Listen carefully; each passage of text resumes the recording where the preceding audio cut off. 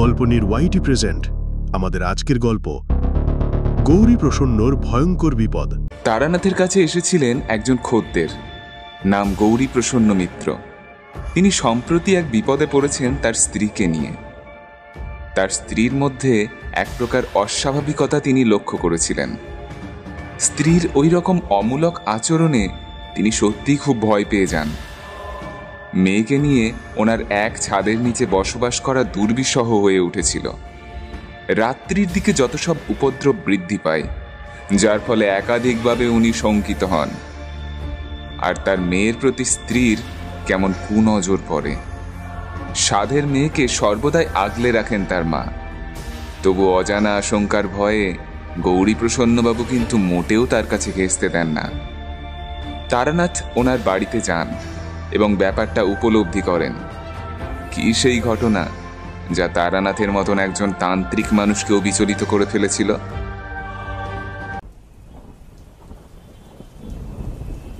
আজ সকাল থেকে কিন্তু বৃষ্টির চিহ্ন মাত্র ছিল না।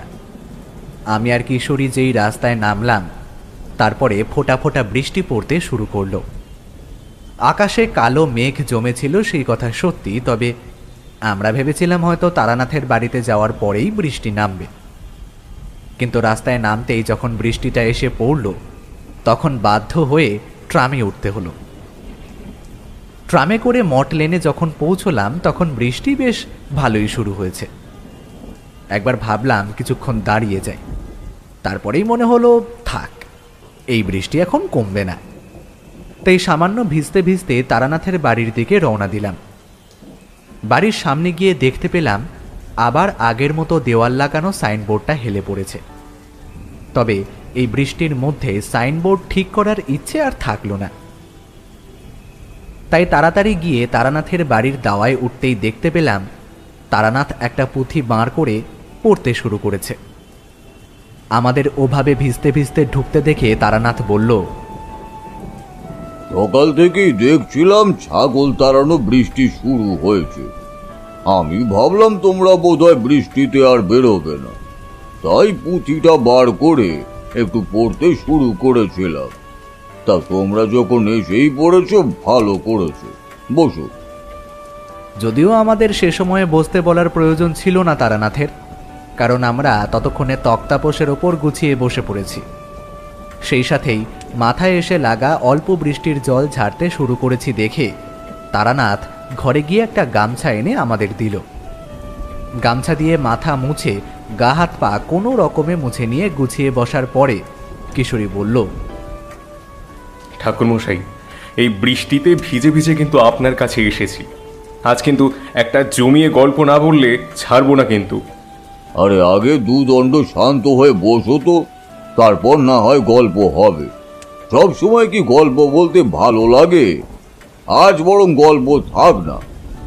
আজ না হয় তোমাদের মুখ থেকেই কোনো গল্প শুনি, কি বলো? হ্যাঁ, শেষ কথাটা তারানাথ আমাদের উদ্দেশ্য করে বলেছিল, তাই আমি উত্তর দিলাম, এই না ঠাকুরমশাই, এই সব বললে হবে না। আজ বাইরে এরকম বৃষ্টি, তার উপর দেখুন আকাশটাও কেমন মেঘলা হয়ে আছে। আজ একটা জমিয়ে ভয়ের গল্প বলুন। সেই যে একবার বলেছিলেন সেই ব্রহ্ম পিশাচের গল্প, তেমনই একটা গল্প বলুন না। তারানাথ আমার কথায় সামান্য হেসে উঠল, তারপরে বলল, ব্রহ্ম পিশাচ? তা যা বলেছ, সেবার সে এক বড় বিপদে পড়া গেছিল। তবে সে না হয় শেষ রক্ষা করাও গেছিল, বুঝলে? তা না হলে যে কি হতো। আর ব্রহ্ম পিশাচ তো এই পৃথিবীর কিছু নয়। ওরা পৃথিবীর বাইরের সমান্তরাল জগতের প্রাণী, মাঝে মাঝে ঢুকে পড়ে পৃথিবীর বুকে। না ঠাকুরমশাই, আজ আর তত্ত্ব কথা শুনবো না। আজ একেবারে একটা গোটা গল্প শুনবো, তারপর এখান থেকে উঠবো। আপনি মাঝে মাঝে ওই অর্ধেক গল্প বলে কিন্তু আমাদের একরকম তাড়িয়েই দেন। সেসব কিন্তু আজ একদম চলবে না।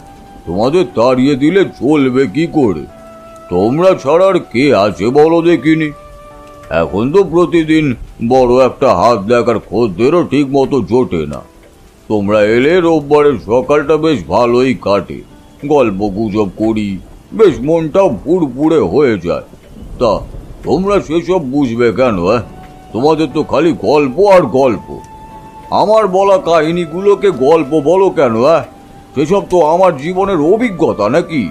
আপনার কাছে যখন প্রথম এসেছিলাম তখন আপনি সেই বেলেঘাটার সাধুর কাছে নিয়ে গিয়ে বেলফুলের গন্ধ পাইয়েছিলেন আমার রুমালে, মনে আছে আমার। তেমন একটা কিছু দেখান না, অনেকদিন তো তেমন কিছু দেখাননি। বেল কি দেখাতে বলছো? ওই শূন্যে হাত দিয়ে লাড্ডু সন্দেশ পেরে আনা, কিংবা তোমার রুমাল থেকে বেল ফুলের গন্ধ ভুরভুর করে বার করা? আর এইসব তো নিম্ন স্তরের ক্ষমতা। তা না হয় আমি যাওয়ার আগে তোমাদের কিছু ক্ষমতা দিয়ে যাব, বুঝলে? প্রয়োজন হলে তোমাদের দীক্ষাও দিয়ে যাব। আর শহরের মানুষ জানবে তারানাথের কিছু ক্ষমতা ছিল। সব ক্ষমতা এখন নেই সে কথা ঠিক, তবে এখনো যা আছে তাতে বেশ চলে যাবে। আমি তোমাদের যা দিয়ে যাব তা তোমাদের কেউ দিতে পারবে না।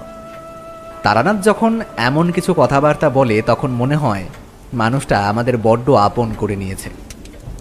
একসময় এই মানুষটা কোথায় কোথায় ঘুরে বেরিয়েছে, কত রকম তন্ত্র সাধনা করেছে, কত মানুষের সাথে মিশেছে।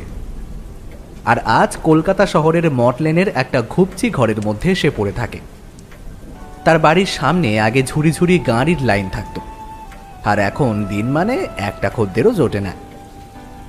মাঝে মাঝে ভাবতে বসলে মানুষটার জন্য বড় দুঃখ হয়, কিন্তু তারানাথের সেসব নিয়ে কোনো চিন্তা ভাবনা নেই। সে থাকে নিজের আনন্দে। খদ্দের জুটলে জুটলো, না জুটলে না জুটলো, তার যে দিন কিভাবে কাটে তাই আমরা মাঝে মাঝে ভাবি। বেশ কিছুক্ষণ বসে আছি। তারানাথ এবার পুঁথি বন্ধ করে বাইরের আকাশের কালো মেঘের দিকে তাকিয়ে আছে। আমরা বুঝতে পারছি তারানাথ মনে মনে কোনো একটা গল্প গুছিয়ে নিতে শুরু করেছে, এক্ষুনি সেটা বলতে শুরু করবে। তাই আমরা আর কিছু না বলে চুপচাপ বসে রইলাম। বাইরের বৃষ্টির ছাট মাঝে মাঝে হাওয়ার সাথে ঝাপটা দিয়ে এসে গায়ে লাগছে। দুই একবার বাজ পড়ার শব্দও হলো যেন। তারানাথ চুপ করে আমাদের দিকে তাকিয়ে বলতে শুরু করলো, তা তোমরা যখন গল্প না শুনে ছাড়বেই না, তখন তাহলে তোমাদের একবারের কথা বলি। একবার হাঁটতে হাঁটতে গিয়ে পড়েছিলাম বর্ধমান জেলার শক্তিগড়ের কাছের একটা গ্রামে। সেই গ্রামের নামটা এখন আমার ঠিক মনে নেই, কিন্তু সেই গ্রামে আমার একটা অদ্ভুত অভিজ্ঞতা হয়েছিল। সেই অভিজ্ঞতার কথাই তোমাদের না হয় আজ বলি। এবার আমি বেশ ভয়ও পেয়েছিলাম, বুঝলে। চরম বিপদের এক মুহূর্ত থেকে আমায় শেষে কে যে রক্ষা করেছিল তা আমি নিজেও জানি না। বোধহয় মধুসুন্দরী দেবী কিংবা অন্য কেউ। তারানাথ যখন এমন কথাগুলো বলে গল্প বলতে শুরু করে তখন বুঝতে পারি আজ অদ্ভুত কিছু একটা শুনতে চলেছি। আর তারানাথের কাছে যতই গল্প শুনি মনে হয় এর থেকে অদ্ভুত কিছু আর হতে পারে না। অথচ পরের বার ঠিক আবার অদ্ভুত কিছু একটা সে আমাদের শুনিয়ে দেয়। দেখতে দেখতে তারানাথের কাছে আজ অনেক দিন হলো আসছি, তবে আমরা দুজন তারানাথের কেমন একটা ভক্ত হয়ে উঠেছি। তার কথায় অবিশ্বাস করার ধৃষ্টতা বা অবিশ্বাসের কথা সরাসরি তারানাথকে কিশোরী কখনো বলতে পারে না, অথচ মাঝে মাঝে আমাকে বলে বসে। ঠিক তারানাথ গল্প শুরু করতে যাবে এমন সময় তারানাথের বাড়ির বাইরে একটা গাড়ির শব্দ পেলাম। গাড়ির শব্দ শুনে তারানাথ বাইরের দিকে তাকাতেই আমরা দুজনেও তাকালাম। তারানাথের বাড়ির ছোট্ট গলিটার সামনে একটা গাড়ি এসে দাঁড়িয়েছে। গাড়িটা বেশ কিছুক্ষণ দাঁড়িয়ে রইল। তারপর গাড়ির দরজা খুলে একজন সাদা পাঞ্জাবি পায়জামা পরা ভদ্রলোক নেমে এসে ছাতা খুলল। স্পষ্ট দেখতে পেলাম গাড়ির ভেতরে চালক বসে রয়েছে। ভদ্রলোক দরজা বন্ধ করে দিয়ে একবার এদিকে ওদিকে দেখল, তারপর দেওয়ালে ঝুলানো হেলে পড়া সাইনবোর্ডটাও দেখল, তারপর বাড়ির উঠোনের মধ্যে ঢুকল। আমি দেখতে পেলাম সে ধুতিটা সামান্য তুলে নিয়েছে, আর বাড়ির মধ্যে উঠোনে যেখানে জল জমেছে সেই জায়গাগুলো অতি সন্তর্পণে পা ফেলে ফেলে বাঁচিয়ে বাঁচিয়ে আসছে। তার কারণটা অবশ্যই বুঝতে পারলাম, তার পায়ে চামড়ার দামি জুতো রয়েছে। আরেকটু কাছে আসতেই দেখতে পেলাম তার 10টা আঙুলের মধ্যে প্রায় 8টা আঙুলেই আংটি। তার গলায় একটা সোনার চেন বাইরে ঝুলছে। তার চোখে একটা চশমা, মাথার চুল কাঁধ পর্যন্ত গিয়ে পড়েছে। সেই চুল পাট করে আঁচড়ানো। তার গোটা মুখে একটা আভিজাত্যের ছাপ রয়েছে। সে বাড়ির সামনে দাঁড়িয়ে ছাতা না বন্ধ করে এবার কেমন যেন একটা অদ্ভুত স্বরে বলল, আগে এইটা কি জ্যোতির্বিনোদ তারানাথ তান্ত্রিকের বাড়ি? তারানাথ কোনো উত্তর দিল না। কেমন যেন অদ্ভুতভাবে যেন লোকটার দিকে তাকিয়ে রইল। তাই দেখে কিশোরী বলে উঠল, হ্যাঁ, এটাই তারানাথ জ্যোতির্বিনোদের বাড়ি। ইনি হলেন তারানাথ। লোকটা যেন সে কথা শুনে সামান্য অবাক হয়ে গেল। আমি যেন অস্পষ্ট স্বরে শুনতে পেলাম, তারানাথ তান্ত্রিকের যা নাম শুনেছিলাম তাতে তো মনে করেছিলাম তার বড় একটা অফিস রয়েছে, অনেক লোকজন থাকবে, কিন্তু এ তো দেখছি একদম গরিব, হাড় হাবাতের মতো অবস্থা। এর কি গণনা করার কোনো ক্ষমতা সত্যিই রয়েছে, নাকি সবই কথার কথা? কথাটা শুনেই আমার কেমন যেন রাগ হলো, কিন্তু সেই রাগটা প্রকাশ করতে পারলাম না। তার আগেই ভদ্রলোক সরাসরি তারানাথের দিকে তাকিয়ে প্রশ্ন করলেন, ও, আপনি বুঝি তাহলে তারানাথ তান্ত্রিক? তা আপনি বুঝি ওইসব গণনা টননা করেন, তারপর ভেলকি দেখান, এই সমস্ত করেন আপনি? কথাটা শুনে তারানাথের কিন্তু রেগে যাওয়া উচিত ছিল, তবে তার মুখটা দেখলাম শান্ত হয়ে ভদ্রলোককে নিরীক্ষণ করছে। ভদ্রলোক ততক্ষণে ছাতাটা দাওয়ার এক পাশে রেখে উপরে উঠে এসেছেন। উনি কিন্তু একটু ইতস্তত করে চারিদিকে দেখতে লাগলেন। আমি বুঝতে পারলাম ঘরের অবস্থা কিংবা দাওয়ার অবস্থা দেখে তার মুখের এমন অবস্থা হয়েছে। আমি কিশোরীর দিকে তাকিয়ে চাপা স্বরে বললাম, এই কিশোরী, ভদ্রলোকের কেমন নাক উঁচু দেখেছো? এমনভাবে উঠে আসছে যেন এখানে মানুষ পা দিতে পারে না, আর জুতোটাও নিচে খুলেনি। ভদ্রলোক কিন্তু তখন তারানাথের উত্তর না শুনে আবার বলল, আপনার কথা তো অনেক শুনেছি, কিন্তু আপনার এমন দিন দরিদ্র অবস্থা কেন? আপনার কাছে নাকি অনেক ক্ষমতা রয়েছে, তা সেই সমস্ত ক্ষমতা দিয়ে বাড়ি টাড়ির চেহারা অন্তত পাল্টে ফেলতে পারেন তো? এভাবে কি কলকাতা শহরে ব্যবসা করা যায়? তারানাথ তখনও চুপ করে আগের মতোই ভদ্রলোকের দিকে তাকিয়ে দেখে চলেছে। আমার এবার সত্যি রাগ হলো। আমি তাই বললাম, আপনি কি প্রয়োজনে এসেছেন সেটাই বলুন না। একটি বিশেষ প্রয়োজনেই তো আমি এসেছিলাম, কিন্তু এখন তো মনে হচ্ছে ইনি আমায় সাহায্য করতে পারবেন না। এনার নিজেরই তো অবস্থা খারাপ, উনি আমায় সাহায্য করবেন কি? এই প্রথম তারানাথ সামান্য হাসল, তারপর হাসি মুখে ভদ্রলোকের দিকে তাকিয়ে বলল, আপনার নামের আদ্যক্ষর গ দিয়ে যতদূর মনে হয়। আপনার জন্ম হয়েছে বৈশাখ মাসে রাতের বেলা, সেদিন ছিল পূর্ণিমা। আপনার জন্ম হয়েছে রাত 8:40। সেদিন খুব বৃষ্টি হচ্ছিল, আর বোধহয় ঝড়ও হচ্ছিল। আপনি অনেক ছোটবেলায় আপনার মাকে হারিয়েছেন। যতদূর মনে হয় আপনার বয়স ছিল তখন ওই 7 বছরের মতো। 11 বছর বয়সে আপনার একটা বড় ফাঁড়া গিয়েছিল। আপনি তখন গ্রামেই থাকতেন। গ্রামে একবার ঢেকিতে আপনার পা আটকে গিয়েছিল। তখন থেকেই আপনার পায়ে সামান্য সমস্যা রয়েছে, তবে এখন ব্যাপারটা বোঝা যায় না, কারণ ব্যাপারটা আপনার অভ্যেস হয়ে গেছে। আর বোধহয় তার জন্য আপনি কোনো চিকিৎসা করিয়েছেন। আপনার বাবার নামের আদ্যক্ষর ছিল গ, আপনার মায়ের নামের আদ্যক্ষর ছিল ম। বর্তমানে আপনার স্ত্রীর শারীরিক অবস্থা খুব একটা ভালো নয়। আপনার স্ত্রীর নামের আদ্যক্ষর র। আপনাদের একটি কন্যা সন্তানও রয়েছে, তার বয়স যতদূর সম্ভব এখন 9 বছর। তার নামের আদ্যক্ষর স। আপনার তেজারতির ব্যবসা রয়েছে, তবে কয়েক মাস যাবৎ সেই ব্যবসা ভালো যাচ্ছে না।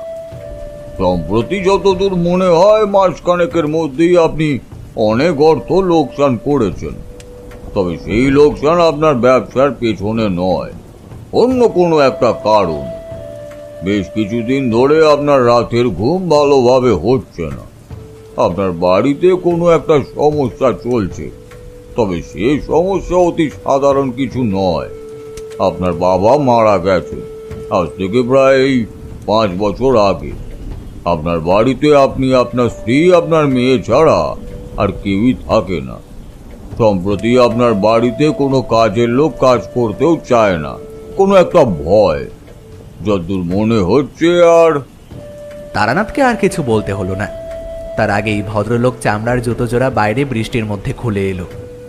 সে তারানাথের একেবারে পায়ের কাছে পড়ে যাওয়ার মতো করে বসে পড়ল। তারানাথের পায়ে হাত দিতেই তারানাথ পা গুটিয়ে নিয়ে বলল, আরে আরে এ কি করছেন? এইসব করার প্রয়োজন নেই। আপনি শান্ত হয়ে বসুন এখানে, তারপর আপনার যা বলার আছে আমায় বলুন। ভদ্রলোকের মুখের অবস্থা এবার যেন স্বাভাবিক হয়ে এসেছিল, আর সেটা দেখে সত্যি বলতে মনে মনে আমার খুব আনন্দ হয়েছিল। কোনো মানুষের খারাপ সময়ে তার অবস্থার উপর আনন্দ পেতে নেই, সে কথা আমি জানি। কিন্তু এই বাড়িতে ঢোকার পর থেকেই তারানাথের প্রতি তার অবজ্ঞা আমায় কেমন যেন মনক্ষুণ্ণ করেছিল। তাই হঠাৎ করে তার এমন পরিবর্তন দেখে আমার বেশ ভালো লাগলো। ভদ্রলোক সামনে আমাদের পাশে তক্তাপোষের ওপরে বসে হাত জোর করেই বলল, ঠাকুরমশাই, কিছু মনে করবেন না, আমার মনে কিন্তু কোনো পাপ নেই। আসলে আপনার ওপর আমি কোনো রাগ করিনি। আপনি যা করেছেন তা আপনার এই সময়ের জন্য স্বাভাবিক। আপনি বেশ কিছু অর্থ এমন মানুষের পেছনে ব্যয় করেছেন যাকে আপনি বিশ্বাস করেছিলেন, কিন্তু সে আপনার বিশ্বাস ভঙ্গ করেছে। আপনাকে আমি এই সমস্ত কিছু বলতাম না, যেহেতু আমার গুরু আমায় শিখিয়েছিলেন নিজের ক্ষমতা কাউকে দেখাতে নেই। তবে যদি একান্তই তার মনে তোমার প্রতি অবিশ্বাস জন্ম নেয়, তখন তাকে তোমার ক্ষমতা দেখিয়ে তোমার প্রতি তার বিশ্বাস আনতে হবে। মানুষ যতক্ষণ না তোমায় বিশ্বাস করবে, ততক্ষণ তুমি তার কোনো সাহায্যই করতে পারবে না। তাই আমি এটা করেছিলাম। আপনার নাম যতদূর মনে হয় গৌরী প্রসন্ন, কি তাই তো? ভদ্রলোক হাত জোর করে রইল আর সেভাবেই বলল, আপনি ঠিকই বলেছেন ঠাকুরমশাই। আমার নামের আদ্যক্ষর গ দিয়েই। আমার পুরো নাম গৌরী প্রসন্ন মিত্র। আমি এক বড় বিপদে পড়েছি ঠাকুরমশাই, আর সেই বিপদে আমায় এক সাধু সাহায্য করতে এসেছিল। তবে সাহায্যের নাম করে সে আমায় কিছু অর্থ হাতিয়ে নিয়ে চলে গেছে, আর তারপর থেকেই আমার স্ত্রীর আরও বেশি সমস্যা শুরু হয়েছে। ঠাকুরমশাই, আপনার নাম শুনে আমি আপনার কাছে এসেছি, কিন্তু আপনার এমন অবস্থা দেখে আপনাকে বিশ্বাস করতে মন চাইছিল না আমার, সত্যি। কিন্তু এখন আমি বুঝতে পারছি আপনি আমায় সাহায্য করতে পারবেন। আপনি আমায় বাঁচান ঠাকুরমশাই, আমায় বাঁচান। তারানাথ তাকে বেশ কিছুক্ষণ ধাতস্থ হওয়ার সময় দিল। ভদ্রলোক একেবারে ভেঙে পড়েছেন। এখানে ঢোকার সময় তার মুখের যে অবস্থা ছিল, এখন তা একেবারে বদলে গিয়েছে। সত্যি বলতে এই মুহূর্তে ভদ্রলোকের জন্য আমার কেমন যেন খারাপ লাগতে শুরু করলো।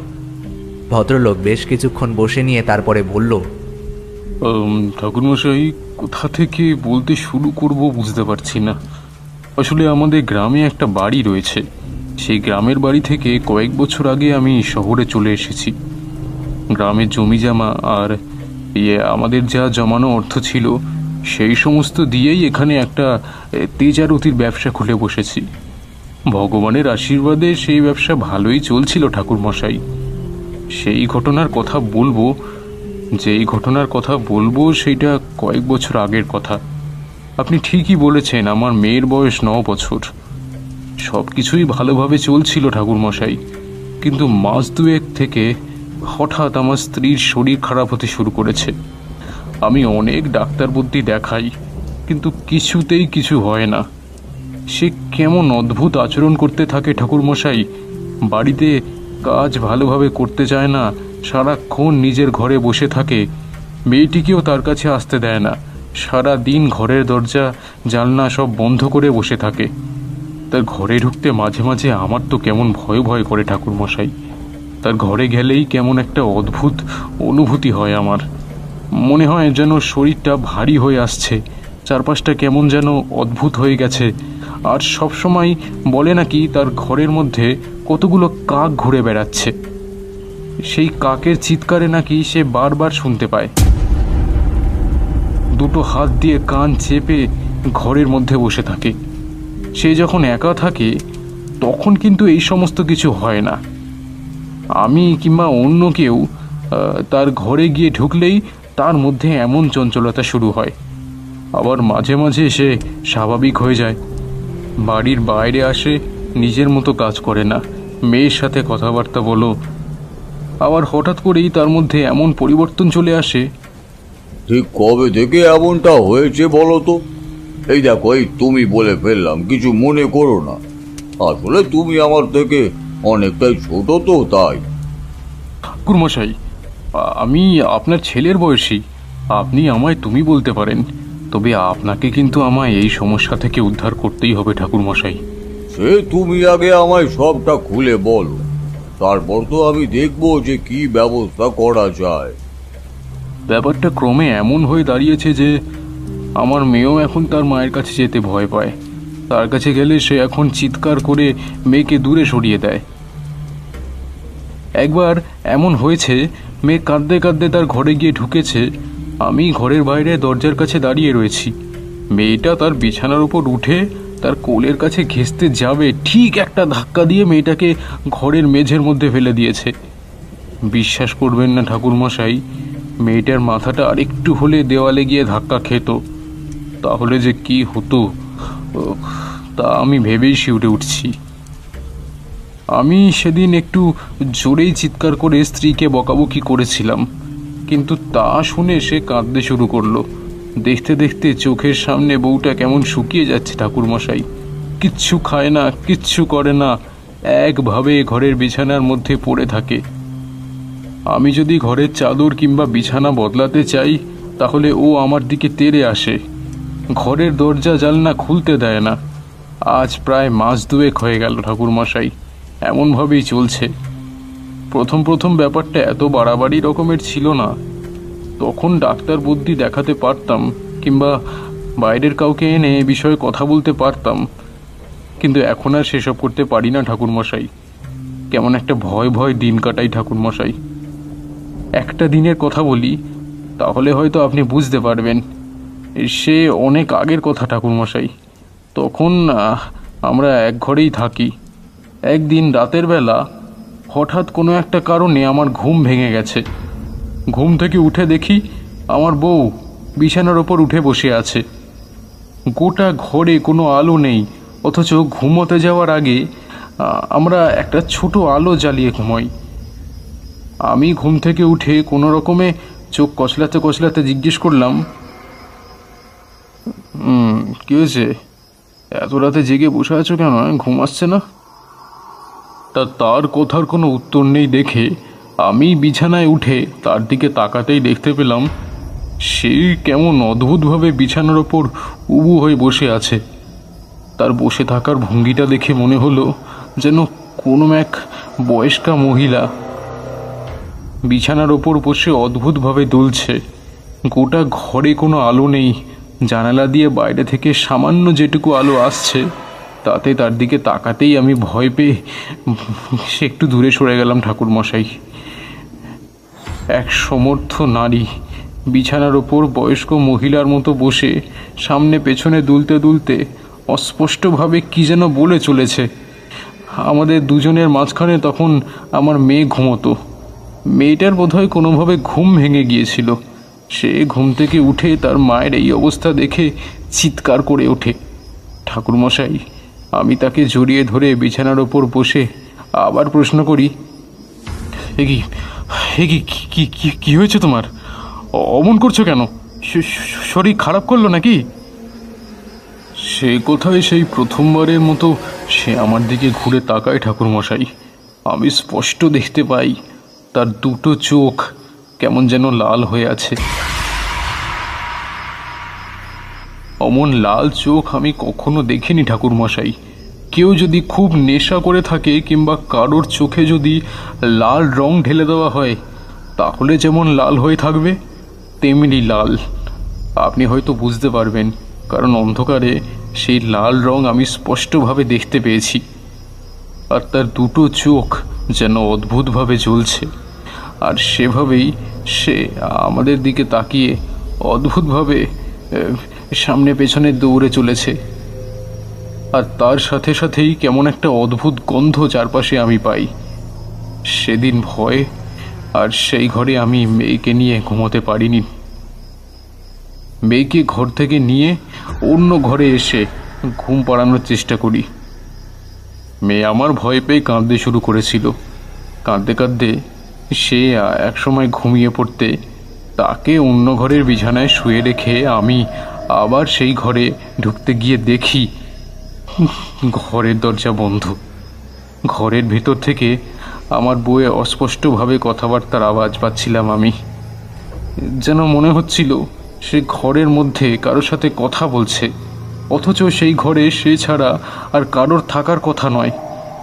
সেই থেকেই শুরু ঠাকুরমশাই।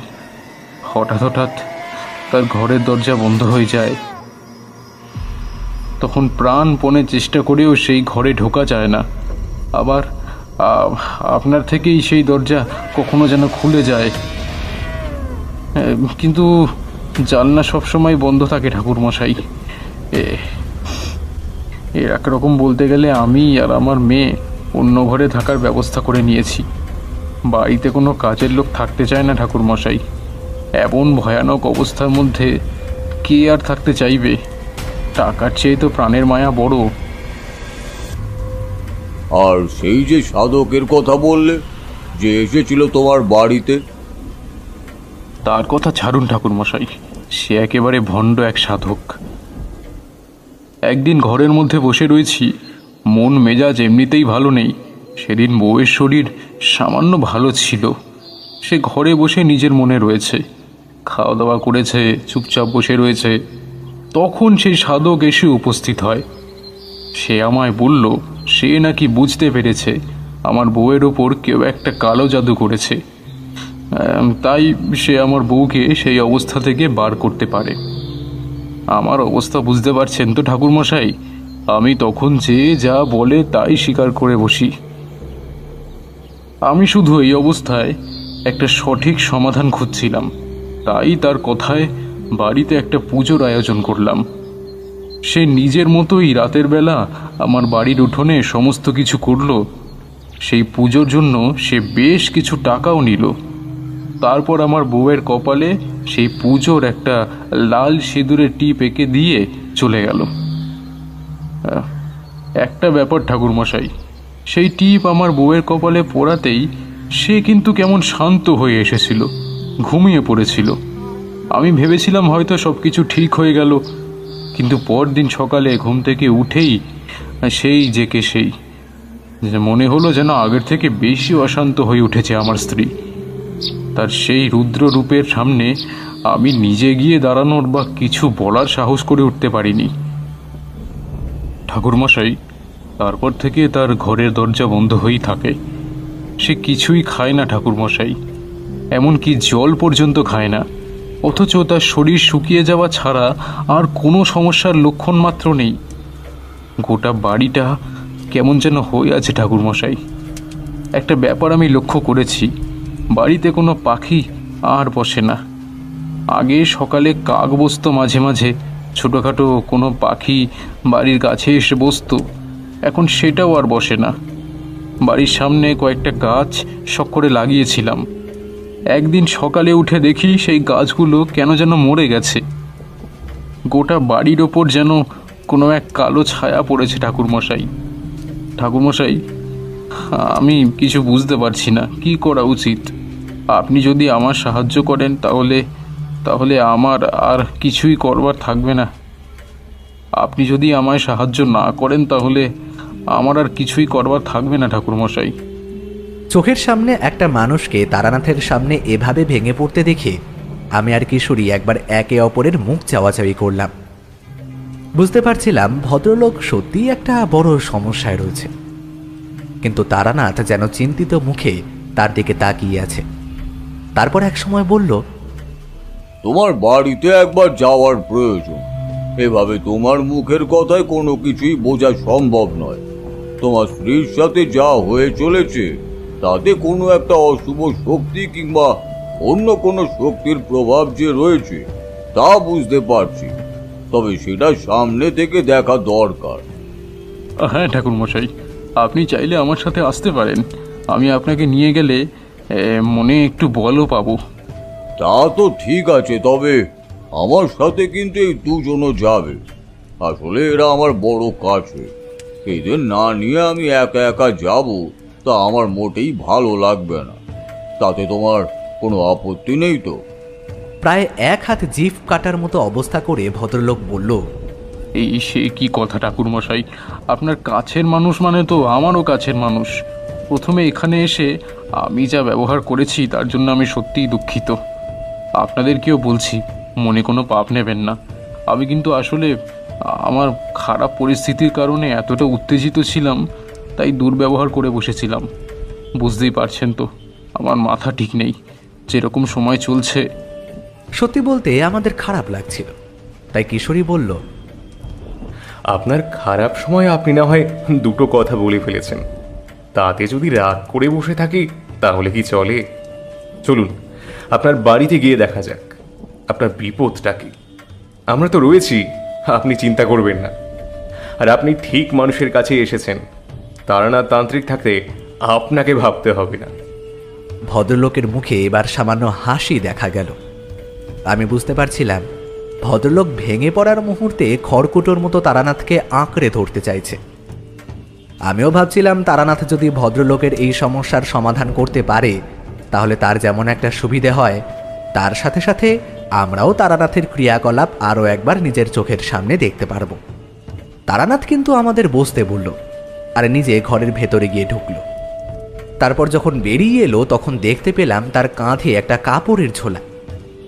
কাপড়ের ঝোলাতে সে নিশ্চয়ই কিছু নিয়েছে যা তার কাজে লাগবে বলে সে ভেবেছে। তারপর আমরা বাইরে বেরিয়ে এসে ভদ্রলোকের গাড়িতে উঠে বসলাম।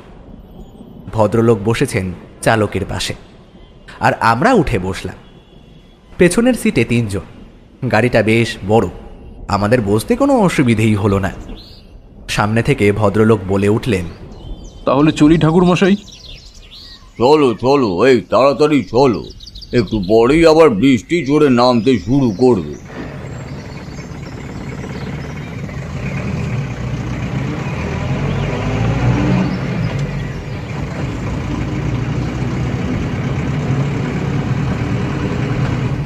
আমরা সেই ভদ্রলোকের সাথে তার বাড়ির কাছে গিয়ে পৌঁছলাম। বাড়িটা একতলা। বাড়িটায় বেশ কয়েকটা ঘর রয়েছে। বাড়ির বাইরে সামনে একটা ছোট্ট মতো বাগান রয়েছে, কিন্তু বাড়িটার চারপাশটা কেমন যেন অদ্ভুত বলে মনে হলো। আশেপাশে যে কয়েকটা বাড়িঘর দেখা যাচ্ছে সেই বাড়িটার থেকে এই বাড়িটায় কি যেন একটা আলাদা, কিন্তু সেটা কিছুতেই বুঝতে পারলাম না। গাড়ি থেকে নেমে তারানাথকে দেখলাম বাড়িটার গেটের সামনে কেমন অদ্ভুতভাবে দাঁড়িয়ে আছে। বাতাসে কি যেন একটা গন্ধ শোকার চেষ্টা করতে লাগলো। তারানাথের কাছে আগে আমরা যেসব গল্প শুনেছি তাতে কোনো অশুভ কিংবা শুভ শক্তির প্রভাব তারানাথ বুঝতে পারলে এমন আচরণ করে থাকে বলে জানি। তাই তার দিকে তাকাতেই এই দিনের আলোতে কেমন যেন একটু বুকটা কেঁপে উঠল। চোখ বন্ধ করে বাড়ির সামনে দাঁড়িয়ে বাতাসের গন্ধ শোকার চেষ্টা করছে তারানাথ, কিন্তু তারানাথের মুখের অস্বাভাবিক ভাব পরিবর্তন আমাদের কেমন যেন ভীত করে তুলল। তারানাথ যখন চোখ খুলল তার চোখ দেখে আমরা আরো ভয় পেয়ে গেলাম। তার চোখ সামান্য লাল হয়ে এসেছে, যেন মনে হচ্ছে কোনো একটা ব্যাপার তারানাথ বুঝতে পারছে। আর গোটা শরীর দিয়ে সেটা অনুভব করতে গিয়ে তারানাথের এই অবস্থা। গাড়ি থেকে নেমে সেই ভদ্রলোক গাড়ি ছেড়ে দিয়েছিলেন। তারপর এগিয়ে এসে তারানাথকে কিছু বলতে যাওয়ার আগেই তারানাথকে এমনভাবে দাঁড়িয়ে থাকতে দেখে সে নিজেও সামান্য চমকে উঠে চুপ করে দাঁড়িয়ে রইল। একবার আমাদের দিকে তাকিয়ে ইশারায় বোঝার চেষ্টা করলো যে কি হয়েছে, কিন্তু আমরাও তা তখনও কিছুই বুঝতে পারিনি, কারণ তারানাথ বেশ কিছুক্ষণ সেভাবে তাকিয়ে থেকে আমাদের দিকে তাকাতেই দেখতে পেলাম তারানাথের চোখ রক্তবর্ণ হয়ে এসেছে। সেই রক্তবর্ণ চোখের দিকে তাকিয়ে ভদ্রলোক কিন্তু এবার কেমন যেন ভয় পেয়ে গেলেন। তিনি সামান্য পিছিয়ে এসে তারানাথের দিকে তাকিয়ে কাঁপা কাঁপা গলায় বললেন, কি হলো ঠাকুরমশাই, আপনার চোখ এমন লাল হয়ে গেছে কেন? তারানাথ গৌরীপ্রসন্ন বাবুর দিকে তাকিয়ে কেমন যেন গম্ভীর স্বরে বলে উঠল, তোর স্ত্রীকে এতদিন এভাবে ফেলে রেখেছিস কেন? এর আগে আমার কাছে এলি না কেন তুই বল দেখিনি? কত বড় সর্বনাশ তোর স্ত্রীর হয়ে গেছে তুই জানিস?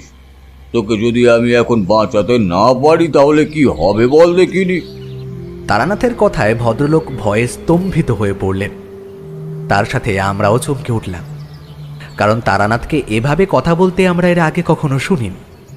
এই সামান্য সময়ে তারানাথের চরিত্রের ও ভাবের মধ্যে এমন অদ্ভুত পরিবর্তন হয়ে গেল কি করে? ভদ্রলোক প্রায় কাঁদো কাঁদো গলায় বলে উঠলেন, ও কথা বলবেন না, ও কথা বলবেন না ঠাকুরমশাই। ও বললে যে আমি মারা পড়বো। আপনি কিছু একটা করুন, আপনি যে করেই হোক আমার স্ত্রীকে বাঁচান। যত টাকা লাগে আমি সব দেবো ঠাকুরমশাই, আপনি করুন কিছু একটা। কথাটা শুনে তারানাথ কেমন যেন রেগে ওঠে। ভদ্রলোকের দিকে তাকিয়ে রাগান্বিত স্বরে বলল, তুই আমায় টাকা দেখাতে এসেছিস না? আমি আর এক মুহূর্ত এখানে থাকবো না, এক্ষুনি এখান থেকে চলে যাব। এই তোমরা চলো দেখিনি।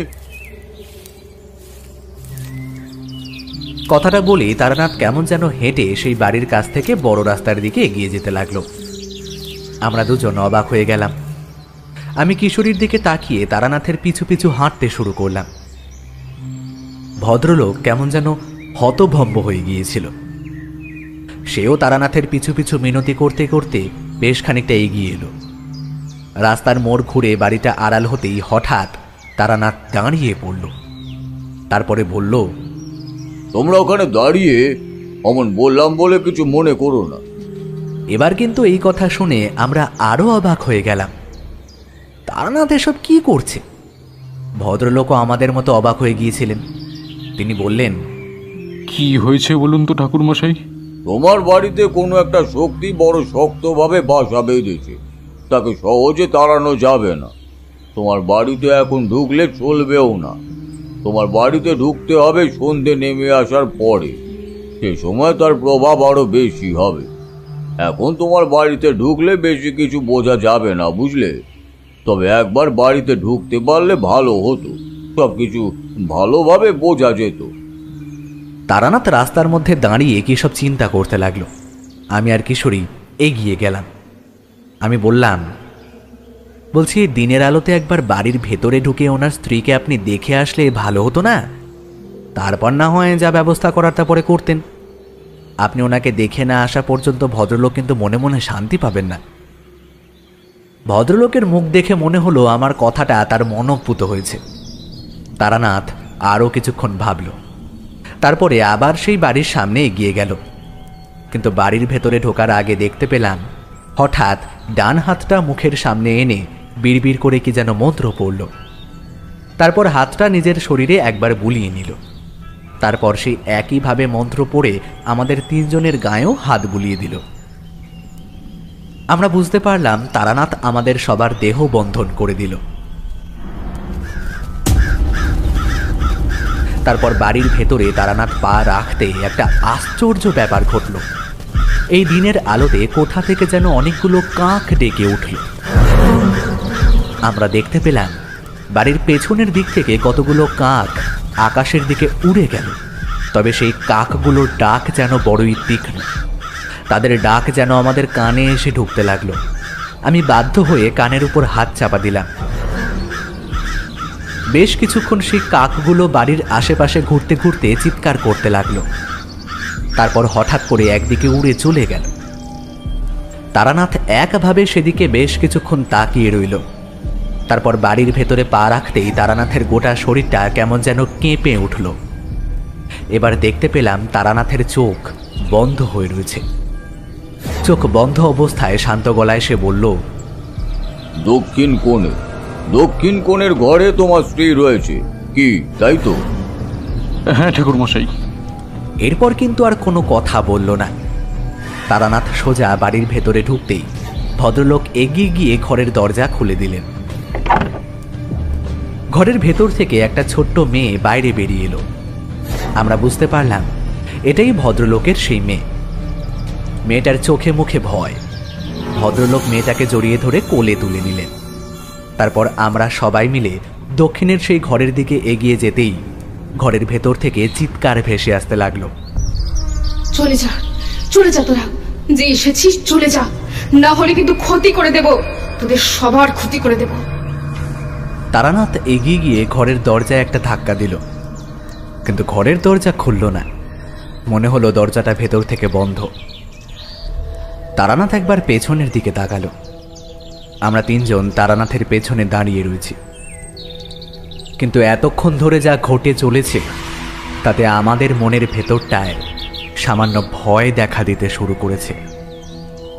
এই দিনের আলোতেই আমাদের কপালে বিন্দু বিন্দু ঘাম দেখা দিয়েছে। তারানাথ তখন তার ঝোলার ভেতর থেকে একটা পুরনো হয়ে যাওয়া সাদা রঙের হাড় বার করে আনলো। তারপর সেই হাড়টাকে দরজার সামনে 3 বার ঘুরিয়ে নিচু স্বরে কি একটা মন্ত্রোচ্চারণ করে হাড়টা ঘরের দরজায় ঠেকাতেই ঘরের ভেতর থেকে সেই মহিলার গলায় একটা চিৎকার ভেসে এলো। কিন্তু চিৎকারটা একবার ভেসে এসেই বন্ধ হয়ে গেল। আর তার সাথে সাথে আমরা অবাক হয়ে দেখতে পেলাম ঘরের দরজাটা যেন খুলে গেল।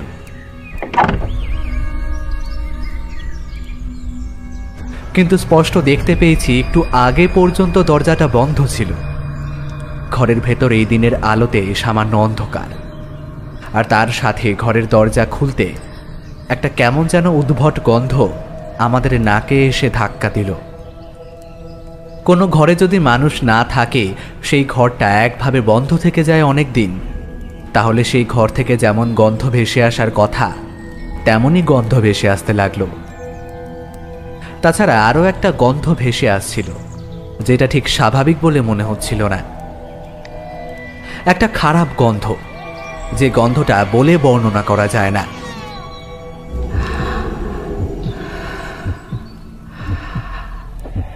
তারানাথ ঘরের ভেতরে ঢুকতেই ঘরের ভেতরে একটা সামান্য শ্বাস প্রশ্বাসের শব্দ শোনা যেতে লাগলো, যেন কেউ খুব জোরে জোরে নিঃশ্বাস নিচ্ছে। অথচ কোনো শব্দ কিন্তু আর ভেসে আসছিল না। ভদ্রলোক পেছনে মেয়েটিকে কোলে নিয়ে দাঁড়িয়েছিল। মেয়েটি বাবার কোলের ওপর মুখ গুজে কেঁদে চলেছিল একইভাবে। আমরা তারানাথের পেছনে পেছনে সামান্য উঁকি দিয়ে ঘরের ভেতরে তাকাতেই যে দৃশ্যটা দেখতে পেলাম, তাতে আমাদের মনের ভয় আরো দ্বিগুণ হয়ে গেল। ঘরের সবকটা জানলা বন্ধ, তাই ঘরটা সামান্য অন্ধকার হয়ে আছে। দরজা খোলার জন্য যেইটুকু আলো ঘরে গিয়ে পড়েছে, তাতে দেখা যায় ঘরের ভেতরে ময়লা কালো হয়ে যাওয়া বিছানার উপরে এক মহিলা বসে আছে। মহিলার পরনে একটা লাল রঙের শাড়ি। তার মাথার এলোমেলো চুল মাথার দুপাশে আর মুখের সামনে এসে পড়েছে। সেই মহিলা বিছানার উপরে অদ্ভুতভাবে বয়স্ক মহিলার মতন বসে সামনে পেছনে উবু হয়ে দুলছে। কোনো রোগীর ঘরে এলে যেমন একটা অবস্থা দেখা যায়, ঠিক তেমনই একটা অবস্থা আমরা দেখতে পেলাম। আর সেই এক অদ্ভুতভাবে দুলতে থাকা মহিলার মুখ থেকে একটা অদ্ভুত চাপা স্বরে কথাবার্তা ভেসে আসছিল, কিন্তু সেই সমস্ত আমরা কিছুই বুঝতে পারছিলাম না। তারানাথ সামান্য কয়েক পা এগিয়ে গিয়ে সেই হাড়টা বিছানার এক পাশে ঠেকাতেই সেই মহিলা এবার মুখ তুলে আমাদের দিকে তাকালেন। তার মাথার চুলগুলো হঠাৎ এক ঝটকায় এক পাশে সরে যেতেই আমরা তার মুখ দেখতে পেলাম। কি বিভৎস সেই মুখ! যেন কোনো মহিলার মুখ আমরা দেখছি না, আমরা দেখছি এক বৃদ্ধার মুখ। তার মুখের চতুর্দিকে বয়সের বলি রেখা পড়েছে, মুখের চামড়া কুঁচকে গেছে, আর সেই মুখের মধ্যে দিয়ে উঁকি মারছে দুটো উজ্জ্বল লাল রঙের চোখ।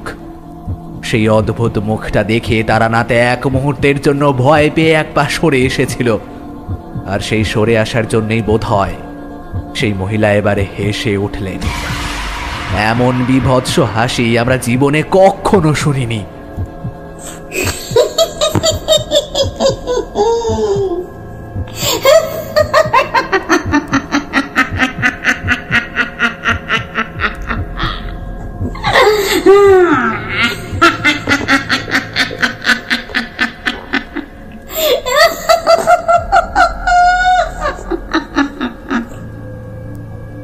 হাসতে হাসতে তারও মুখের এক পাশ বেয়ে লালা পড়তে লাগলো।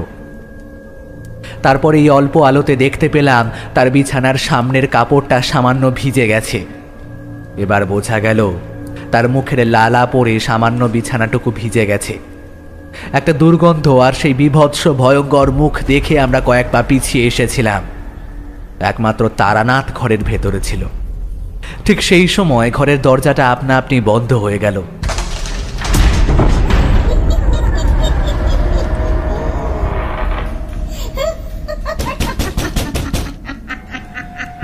আর আমরা ভয় পেয়ে ঘরের দরজার উপরে বারবার ধাক্কা দিতে লাগলাম, কিন্তু ঘরের দরজা খুলল না।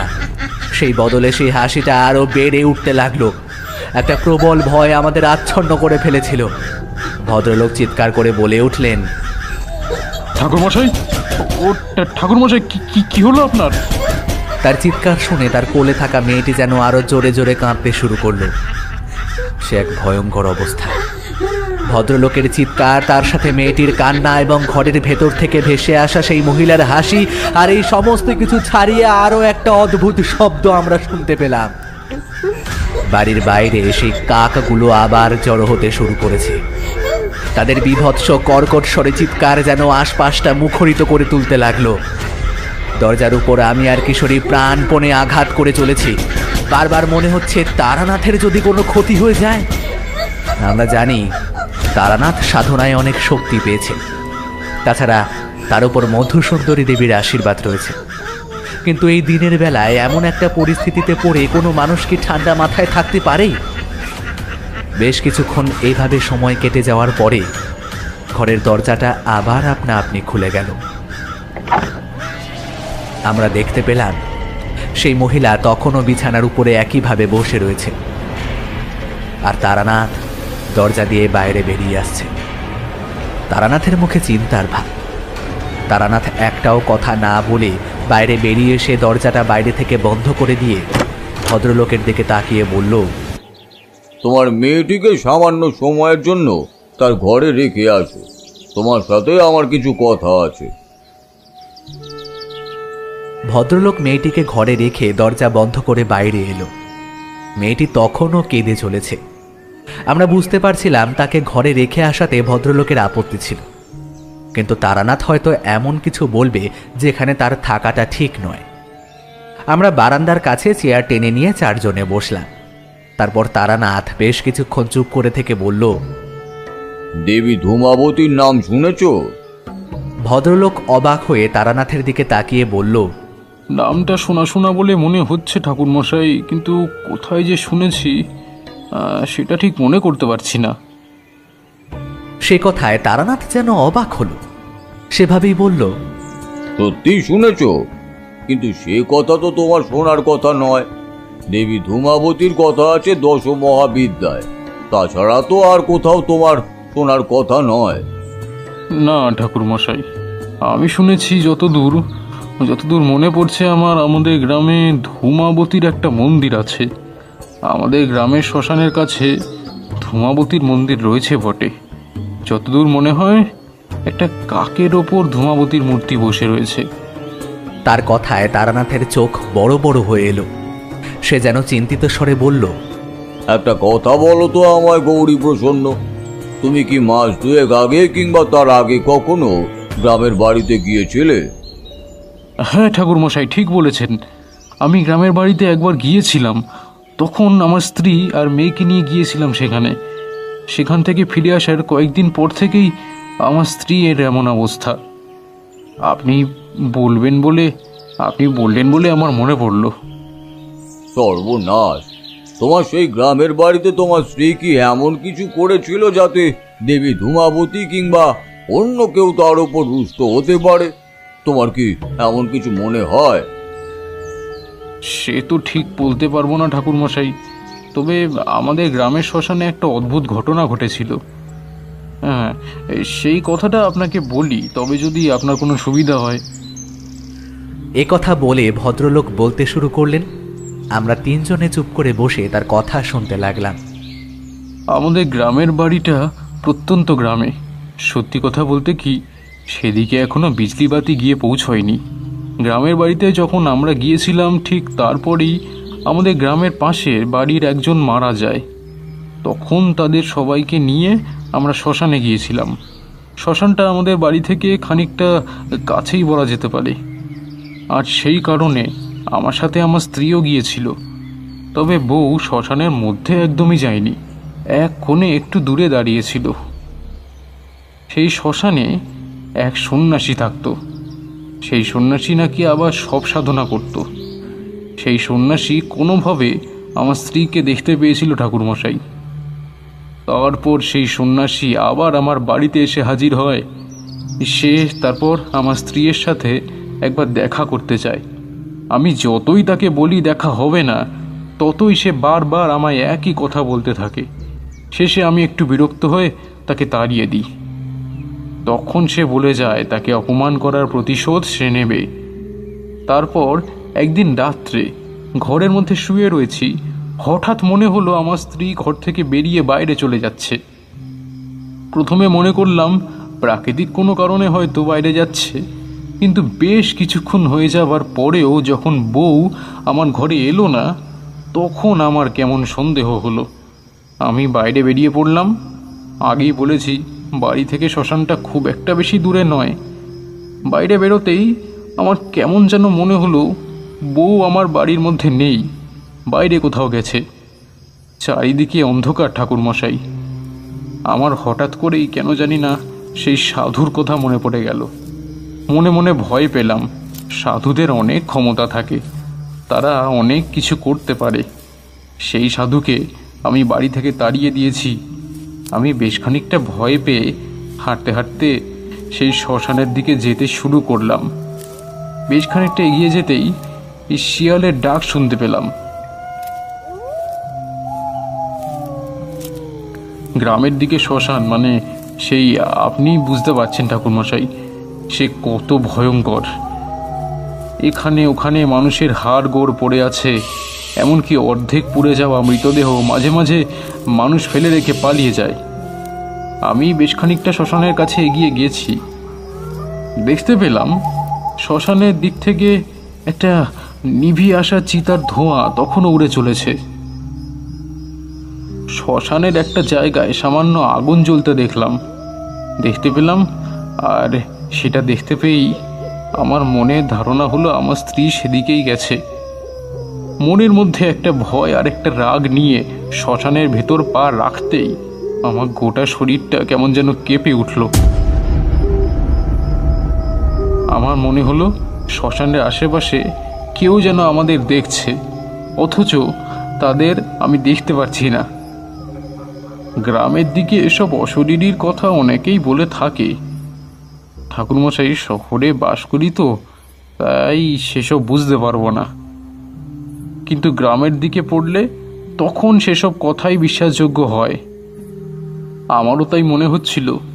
আমার চারপাশে কেমন যেন কালো কালো সব ছায়ামূর্তিরা ঘুরে বেড়াচ্ছে। আমার বুকের ভেতরটা কেমন কেঁপে উঠছিল ঠাকুরমশাই, কিন্তু বারবার তাকিয়েও কাউকে দেখতে পারছিলাম না। মাঝে মাঝেই মনে হচ্ছিল শ্মশানের চারপাশ থেকে কারা যেন হেসে উঠছে, কিন্তু তবুও মনের মধ্যে একটা প্রবল ইচ্ছে ছিল যে আমার স্ত্রী সেখানে গেছে নাকি তা দেখব। এমনটা হয় ঠাকুরমশাই, আপনি দেখবেন মাঝে মাঝে কোনো একটা ব্যাপারে হঠাৎ করেই আমরা বুঝতে পেরে যাই। আমিও বুঝতে পেরে গিয়েছিলাম ওই সাধু কোনোভাবে আমার স্ত্রীকে বাড়ি থেকে বের করে নিয়ে গেছে। এই তন্ত্র মন্ত্র সবাই না বুঝলেও গ্রামের সবাই বলতো সাধুরা নাকি অনেক কিছু করতে জানে। আর আমার তাই মনে হয়েছিল ওই সাধু বোধহয় আমার বউকে কোনোভাবে সম্মোহন করে ডেকে নিয়ে গেছে। তা না হলে ঠাকুরমশাই আমার বউ খুব ভালো। মনের মধ্যে নানা টানা পড়েন আর তার সাথে একটা ভয় নিয়ে আমি শ্মশান দিয়ে হেঁটে এগিয়ে যাচ্ছিলাম সেই আগুন জ্বলা জায়গাটার দিকে। একটু এগিয়ে যেতেই বুঝতে পারলাম যেখানে আগুন জ্বলছে সেখানে সেই সাধু বসে আছে, আর তার ঠিক উল্টো দিকে একজন বসে আছে। আমার মনের মধ্যে ধারণাটা তীব্র হলো ঠাকুরমশাই, আমার স্ত্রী। আর তখনই আমি হঠাৎ করে একটা ব্যাপার দেখতে পেলাম ঠাকুরমশাই। সেই সাধুর ঠিক পিছনে একটা লম্বা কালো ছায়ামূর্তি যেন দাঁড়িয়ে আছে। ব্যাপারটা দেখে আমার বুকের রক্ত যেন জল হয়ে এলো। অত লম্বা ছায়ামূর্তি কোনো মানুষের হতে পারে না, কিন্তু আমার মনের মধ্যে তীব্র ইচ্ছে আমার তার কাছে ফিরিয়ে আনতেই হবে। আর তাই আর কিছু না ভেবে আমি দৌড়াতে শুরু করলাম। মনের মধ্যে যত ভগবানের নাম মনে আসে তো সব জপ করতে শুরু করলাম। বেশ কিছুক্ষণ পরে সেই সাধু আমায় দেখতে পেয়ে চিৎকার করে উঠল। তুই তুই এখানে কেন এসেছিস? চলে যা, এখান থেকে চলে যা। আমি এমনি রেগেছিলাম তার ওপর। তারপর তার মুখে ওইসব শুনে রাগ যেন চরমে উঠল। আমি পিছনের কালো ছায়ামূর্তিটাকে একদম অগ্রাহ্য করে তার দিকে এগিয়ে গিয়ে বললাম, তবে রে বেটা ভণ্ড সাধু, আমার স্ত্রীকে বাড়ি থেকে ডেকে এনেছিস? বলেই সেই যজ্ঞের আগুনের মধ্যে মারলাম এক লাথি। সাথে সাথেই আগুন চারিদিকে ছড়িয়ে পড়ল আর যজ্ঞ ভণ্ড হয়ে গেল। সাধু আমার দিকে তাকিয়ে চিৎকার করে উঠল, আমার যজ্ঞ তুই বন্ধ করে দিলি? তুই জানিস আমি কে? আমি তোর কত বড় ক্ষতি করতে পারি? আমি সেসব শোনার মতো অবস্থাতেই ছিলাম না। সাধুর সামনে বসে থাকা আমার বউকে আমি 2 হাত দিয়ে তুলতে যেতেই সে যেন অজ্ঞান হয়ে পড়ে গেল। তার শরীরটাকে আমি তুলে নিয়ে শ্মশান থেকে বেরিয়ে আসতে আসতে একবার পিছনের দিকে তাকিয়ে দেখলাম, সেই সাধু তখন আমার দিকে তাকিয়ে রয়েছে। আর ছড়িয়ে পড়া আগুনের মধ্যে তার মুখের রাগ আমি দেখতে পেলাম। কিন্তু ততক্ষণে তার পিছনে সেই কালো ছায়ামূর্তি কোথায় যেন অদৃশ্য হয়ে গেছে। আমি বউকে বাড়ি নিয়ে আসি। তার জ্ঞান ফিরতেই সে ফ্যাল করে তাকিয়ে রইল। তার কিছুই মনে ছিল না ঠাকুরমশাই। তারপরে সেই গ্রাম থেকে চলে এসেছিলাম। এতক্ষণ পর্যন্ত এত কথা শুনে তারানাথ অধৈর্য হয়ে বলে উঠল, কিন্তু এই সবের মধ্যে তো ধূমাবতীর কোনো উল্লেখ নেই।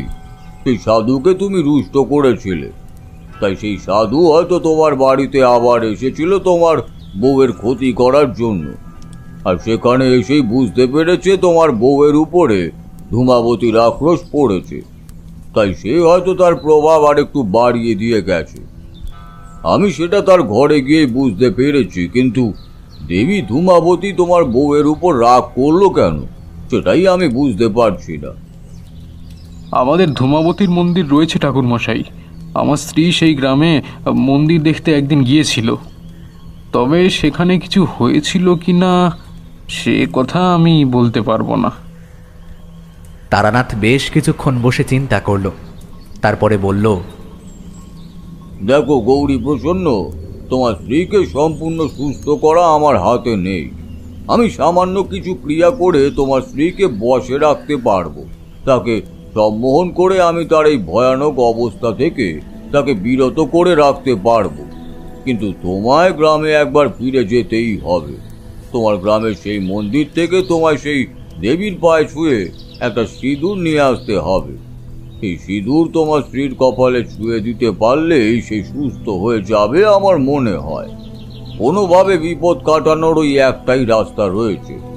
এই কাজটা তোমায় যত তাড়াতাড়ি সম্ভব করতে হবে। আর সেই সময় তোমার স্ত্রী এই বাড়িতেই থাকবে, কারণ এই বাড়ি থেকে তাকে কোথাও বার করে নিয়ে যাওয়া যাবে না। তবে তোমার কোনো চিন্তা নেই, তুমি যতদিন না ফিরে আসবে ততদিন আমি তোমার বাড়ির বাইরেই পাহারায় থাকব। এরপর গোটা ব্যাপারটা খুব দ্রুত ঘটে গেল। গৌরীপ্রসন্ন বাবু ঠিক করল পরদিন সকালে সে গ্রামের বাড়ির উদ্দেশ্যে বেরিয়ে পড়বে, আর তারানাথ পরদিন সকাল থেকে এই বাড়ির বাইরেই থাকবে। তবে আমাদের সেদিন বাড়ি ফিরে আসতে হলো। মনের মধ্যে একটা ব্যাপার রয়ে গেল। আসলে কি ঘটতে চলেছে তা দেখার জন্য প্রবল একটা উত্তেজনা মনের মধ্যে ছিল। এই ঘটনার একদিন পরে অফিস ছুটি হওয়ার পরে বিকেলের দিকে আমরা সেখানে গিয়ে পৌঁছই, কারণ গৌরীপ্রসন্নবাবু বলেছিল তার গ্রামের বাড়িতে গিয়ে সেই ধূমাবতীর মন্দিরে দেবীর পায়ে সিঁদুর ছুঁয়ে আনতে তার বিকেল হয়ে আসবে। আমরা ওনার বাড়িতে যখন পৌঁছলাম তখন দেখতে পেলাম তারানাথ বাইরে পদ্মাসনে বসে রয়েছে। আমরা তার পাশে গিয়ে বসতেই তারানাথ চোখ খুলে আমাদের দেখতে পেয়ে সামান্য হাসল। তারপরে বলল, ও তোমরা এসেছো, বসো তাহলে। আশা করছি গৌরীপ্রসন্ন বাবু আর কিছুক্ষণের মধ্যেই এসে পড়বে। আমি বুঝতে পেরেছি সে শহর থেকে সামান্য কিছুটা দূরে রয়েছে, ট্রেনেই রয়েছে। কিছুক্ষণের মধ্যেই এসে পড়বে, তারপর এই বিপদ থেকে তাদের রক্ষা করা যাবে। আমরা তারানাথের পাশে বসে রয়েছি। এমন সময় কিশোরী বলে উঠল, ঠাকুরমশাই, এই দেবী ধূমাবতীর ব্যাপারে তো আমরা তেমন কিছু জানি না, কিছু বলুন। দেবী ধূমাবতীর কথা রয়েছে দশ মহাবিদ্যায়। দেবী ধূমাবতী সিদ্ধি বা অলৌকিক ক্ষমতা প্রদান করেন। তিনি সকল বিপদ থেকে ভক্তকে উদ্ধার করেন এবং জ্ঞান ও মোক্ষ ফল সহ সকল অভীষ্ট বস্তু প্রদান করেন। শত্রুনাশের উদ্দেশ্যে তার পুজো করা হয়। ধূমাবতীর পুজো আইবুড়ো, বিধবা বা সর্বত্যাগী সন্ন্যাসীদের পক্ষেই প্রশস্ত বলে মনে করা হয়। বারাণসীতে অবস্থিত ধূমাবতী মন্দিরে দেবী অমঙ্গল সূচক বিষয়গুলির ঊর্ধ্বে স্থানীয় রক্ষাকর্ত্রীর মর্যাদা লাভ করেছেন। এখানে বিবাহিত যুগলেও তার পুজো দিয়ে থাকেন। যদিও ধূমাবতীর মন্দিরের সংখ্যা অপেক্ষাকৃত কম, তা সত্ত্বেও শ্মশান বা বনাঞ্চলে তান্ত্রিক পদ্ধতিতে তার নিয়মিত পূজা হয়ে থাকে। ধূমাবতীকে দশ মহাবিদ্যায় বিদ্যা ও কুৎসিত বিধবা রূপে বর্ণনা করা হয়েছে। তিনি শীর্ণকায়া, দীর্ঘকার, রোগগ্রস্তা ও পাণ্ডুর বর্ণা। তিনি অশান্ত ও কুটিল হৃদয়। তার দেহে অলঙ্কারাদি নেই। তিনি পুরনো মলিন বস্ত্র পরিধান করে থাকেন। তিনি মুক্তকেশী। তার চক্ষু দুটি ভয়ঙ্কর। নাসিকা দীর্ঘ ও বক্র। তার তীক্ষ্ণ দাঁতের কয়েকটি পড়ে গেছে। হাসলে তাকে ভোগলা মনে হয়। তার কর্ণদ্বয় কুৎসিত ও অসম আকার বিশিষ্ট। তার স্তন লম্বমান এবং তিনি এক হাতে একটি কুলো ধরে থাকেন এবং অপর হাতে বর মুদ্রা বা চিন্ময় মুদ্রা দেখান। তিনি অশ্ববিহীন রথে আরূঢ়া এবং তার পতাকায় কাকের ছবি থাকে। ধূমাবতী চতুরা। তিনি সর্বদা ক্ষুধার্ত ও তৃষ্ণার্ত অবস্থায় থাকেন। তিনি কলহের কারণ ও ভয় প্রদানকারিণী। তারানাথ তার কথা শেষ করতেই আমি বললাম, আচ্ছা, আপনি কি করে বুঝলেন এই মহিলার শরীরে দেবী ধূমাবতীর প্রভাব রয়েছে? প্রথম যেদিন এখানে এসেছিলাম সেই কাকেদের কথা তোমার মনে আছে? আর তাছাড়াই বাড়িতে পা দেওয়ার আগেই আমি বুঝতে পেরেছিলাম এই বাড়িতে কোনো একটা শক্তি এসে বাসা বেঁধেছে। আর সেই মহিলার এরকম অদ্ভুতভাবে বয়স্ক মহিলার মতো বসে থাকা আর দুলতে থাকা, এই সমস্ত কিছু তারই লক্ষণ। এখন গৌরীপ্রসন্ন বাবু যদি সঠিক সময় সেই সিঁদুর নিয়ে আসতে পারে, তাহলে আমি তার প্রভাব মুক্ত করতে পারব। অবশ্যই এর মধ্যে আমি সামান্য কিছু ক্রিয়া করে তার প্রভাব সামান্য কমিয়ে এনেছি। তবে অশুভ শক্তির সাথে যেভাবে মোকাবেলা করা যায়, শুভ শক্তির সাথে সেভাবে মোকাবিলা করা যায় না। সেক্ষেত্রে সে নিজে না চাইলে আমাদের কিছুই করার নেই, বুঝলে? আমার ক্ষমতা এখন অনেকই কমে এসেছে। তারানাথের মুখের দিকে তাকাতেই তাকে সামান্য উদাস বলে মনে হলো। আমি কিছু বলতে যাব, তার আগেই বাড়ির উপরে সেই কাকেদের দল আবার এসে ঘিরে ধরল। তারা অদ্ভুতভাবে চিৎকার করতে লাগলো, আর তার সাথে ঘরের ভেতর থেকে ভেসে আসতে লাগলো সেই মহিলার কণ্ঠের চিৎকার। তারানাথ বলে উঠল, গৌরীপ্রসন্ন বাবু বোধহয় খুব কাছাকাছি এসে পড়েছে, আর তার জন্যই সেই শক্তি এমন আচরণ করছে।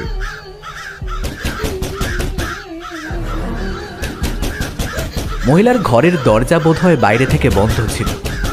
সেই দরজার ওপর দমদম করে শব্দ হতে লাগলো। আমরা ভয়ে আড়ষ্ট হয়ে চুপ করে বসে রইলাম। তারানাথ এক মনে কি যেন মন্ত্র জপ করতে লাগলো। তারপর উঠে দাঁড়িয়ে এক সময় চোখ বন্ধ করেই বলল, গৌরীপ্রসন্ন বাবু এসে পড়েছ? এসো এসো, আমরা ঘরের দরজা খুলে ভেতরেই যাই। তারানাথ উঠে যখন ঘরের দরজা খুলে ভেতরে ঢুকছে, তখন সন্ধে হয়ে এসেছে।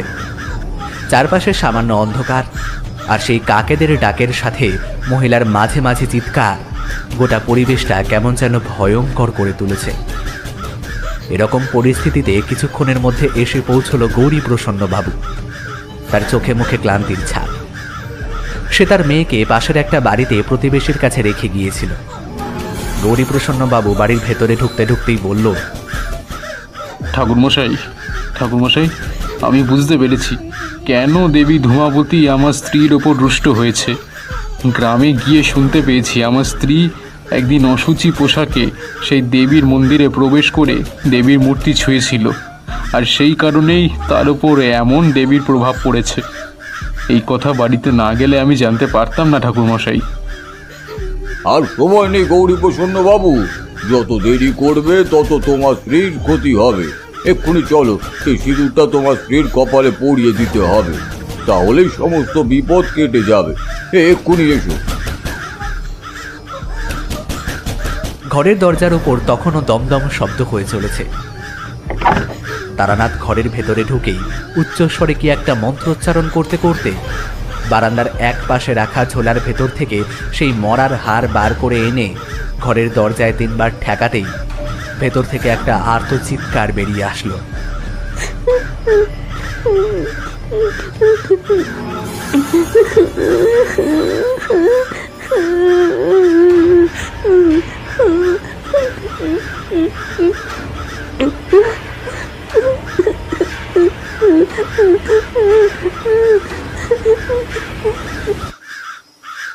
তারপর সমস্ত কিছু চুপ হয়ে গেল। ঘরের দরজা খুলতেই দেখা গেল সেই মহিলা মেঝের উপরে অদ্ভুতভাবে বসে রয়েছে। সেটা বসে থাকা বলবো না শুয়ে থাকা বলবো তা বুঝতে পারলাম না। আর তার সাথে ঘরের ভেতরে সেই কটু গন্ধটা যেন আরো বেড়ে এসেছে। দরজা খোলার সাথে সাথে সেই মহিলার গলায় একটা ধমকের মতো সুর শোনা গেল। আবার বলছি, তোরা চলে যা এখান থেকে, চলে যা, না হলে সবাই কিন্তু বিপদে পড়বি। তারানাথ ঘরের ভেতরে ঢুকতে ঢুকতে কেমন যেন শান্ত গলায় বলল, মা, ওকে ছেড়ে দাও না, ও না জেনে অন্যায় করে ফেলেছে, ওকে আর এভাবে কষ্ট দিও না মা। অন্যায়? ও অসুচি কাপড়ে আমার ঘরে ঢুকে আমায় ছুঁয়েছে, আমাকে অপমান করেছে, তাই আমি ওকে কষ্ট দিয়েছি। এই আমি তোমায় কথা দিচ্ছি মা, তুমি ওকে কষ্ট দেওয়া বন্ধ করে দাও। ও সুস্থ হয়ে গেলে আমি ওকে দিয়ে ওর পাপের প্রায়শ্চিত্ত করাবো, তোমার নামে পুজো ওর তরফ থেকে দেওয়া হবে। ওকে ছেড়ে দাও মা, ওকে ছেড়ে দাও, ও যে বড্ড কষ্ট পাচ্ছে। আমরা অবাক হয়ে তারানাথের পেছনে বসে দেখতে লাগলাম সেই মহিলা মেঝের ওপর অদ্ভুতভাবে বসে যেন রাগে গজগজ করছে, তবে তারানাথ তার সাথে শান্ত গলাতেই কথা বলছে। ঘরের চারপাশটা কালো অন্ধকার হয়ে আছে, তার মধ্যে এমন একটা অবস্থা, এমন সময় মাথার উপর কাকের দল ঘুরে বেরিয়ে চেঁচামেচি জুড়ে দিয়েছে। সে এমন এক পরিস্থিতি যে আমি, কিশোরী আর সেই ভদ্রলোক ঘরের বাইরে দাঁড়িয়ে ভয়ে কাঠের মতো হয়ে রইলাম। বুঝতে পারছিলাম যে কোনো মুহূর্তে যা কিছু হয়ে যেতে পারে, কিন্তু তারানাথের সেসব দিকে কোনো চিন্তা নেই। সে যেন নিশ্চিন্ত মনে ঘরের ভেতরে ঢুকে সেই মহিলার সামনে এগিয়ে গেছে। তারপর ডান হাতে ধরা একটা রুদ্রাক্ষের মালা মহিলার মাথার উপর চেপে ধরতেই দেখতে পেলাম তার গোটা শরীরটা কেমন যেন কেঁপে উঠে মেঝের উপরে লুটিয়ে পড়ল। তারপর তারানাথ তার হাতের আনা সেই সিঁদুরের একটা বড় টিপ মহিলার কপালে পরিয়ে দিয়ে তার গোটা শরীরে কয়েকটা অংশ সেই সিঁদুর ছড়িয়ে দিল। তারপর গোটা ঘরের মধ্যে ঘুরতে ঘুরতে সেই সিঁদুরের গুঁড়ো ছড়িয়ে দিতে দিতে কি যেন সব মন্ত্র পড়তে লাগলো। একসময় ঘর থেকে বাইরে বেরিয়ে এসে গৌরীপ্রসন্ন বাবুর উদ্দেশ্যে বলল, বিপদ কেটে গেছে, তুমি তোমার স্ত্রীকে 2 দিন সময় দাও, তার স্বাভাবিক হতে 2 দিন সময় লাগবে। তারপর তোমার স্ত্রীকে নিয়ে সেই গ্রামের বাড়িতে গিয়ে ধূমাবতীর মন্দিরে শুদ্ধ মনে একবার পুজো দিয়ে আসবে। তোমার স্ত্রীকে বলবে তার কাজের জন্য দেবী ধূমাবতীর কাছে ক্ষমা চাইতে, তাহলে আর তোমাদের কোনো বিপদ হবে না। গৌরীপ্রসন্নবাবুর চোখের কোণ বেয়ে জল গড়িয়ে পড়তে লাগলো। প্রথম দিন ভদ্রলোককে দেখে মনে যেমন একটা রাগ হয়েছিল, আজ তাকে দেখে বড্ড খারাপ লাগলো। ভদ্রলোকের উপর দিয়ে যে ঝড় বয়ে গেছে তা বলার মতো নয়। ভদ্রলোক তারানাথের 2 হাত শক্ত করে ধরে বলল, ঠাকুরমশাই, আপনি যে আমাদের কি উপকার করলেন তা আপনাকে বলে বোঝাতে পারবো না। এদিকের ব্যাপারটা সম্পূর্ণ মিটিয়ে নিয়ে একদিন আমি আপনার কাছে যাব, নিশ্চয়ই যাব ঠাকুরমশাই, নিশ্চয়ই যাব। তারানাথ হেসে উত্তর দিল, সবই মধুসুন্দরী দেবীর ইচ্ছে, বুঝলে? তার ইচ্ছে ছাড়া আর কোনো কিছুই হয় না। তোমরা ভালো থেকো, প্রয়োজন হলে আবার আমার কাছে আসবে। আমি সব সময় তোমাদের জন্য আছি। তারানাথের সাথে বেশ কিছুটা হেঁটে আমরা এলাম সেই হাঁটার পথে। তারানাথ আমাদের আরও একটা গল্প শোনালো। যেদিন তারানাথ সেই বাড়িতে ছিল, তার নাকি মনে হয়েছিল বাড়ির চারপাশে কেউ একটা ঘুরে বেড়াচ্ছে, আর সে বারবার বাড়ির ভেতরে ঢোকার চেষ্টা করছে। কিন্তু তারানাথ নিজে বুঝতে পারেনি সে আসলে কে। তারানাথের মনে হয়েছে বাড়ির ভেতরে যদি সেই শক্তি থাকে, তাহলে বাড়ির বাইরে থেকে ঢোকার চেষ্টা করছে কে? কিশোরী অবাক হয়ে প্রশ্ন করল, সে কে ছিল ঠাকুরমশাই? যে সাধক এই বাড়িতে এসে ক্রিয়া করেছিল সেই সাধক। সেই সাধক এই মহিলার ওপর কোনো এক অশুভ শক্তি প্রয়োগ করে দিয়েছিল। তবে শুভ শক্তি আর অশুভ শক্তি একসাথে থাকতে পারে না, তাই এমনটা ঘটেছিল। তবে এখন সব চিন্তা মিটে গেছে, আর ভয় কিছু নেই। আমরা বাড়ি ফিরে এসেছিলাম। তারানাথের কাছে এতদিন ধরে অনেক গল্প শুনেছি, আজ নিজের চোখে তেমন কিছু একটা দেখলাম, আর বুঝতে পারলাম ভয় কাকে বলে। আপনারা এতক্ষণ শুনছিলেন গল্পনির ওয়াইটি প্রেজেন্ট। আজকের গল্প গৌরী প্রসন্নর ভয়ঙ্কর বিপদ। যদি আপনাদের ভালো লেগে থাকে তাহলে ভালো ভালো কমেন্ট করুন, লাইক করুন, আর বন্ধুদের সাথে শেয়ার করুন, যাতে তারাও এমন গল্পের অনুভব করতে পারে। আজ তাহলে এই পর্যন্তই। ভালো থাকবেন, আবার দেখা হবে নতুন গল্প নিয়ে।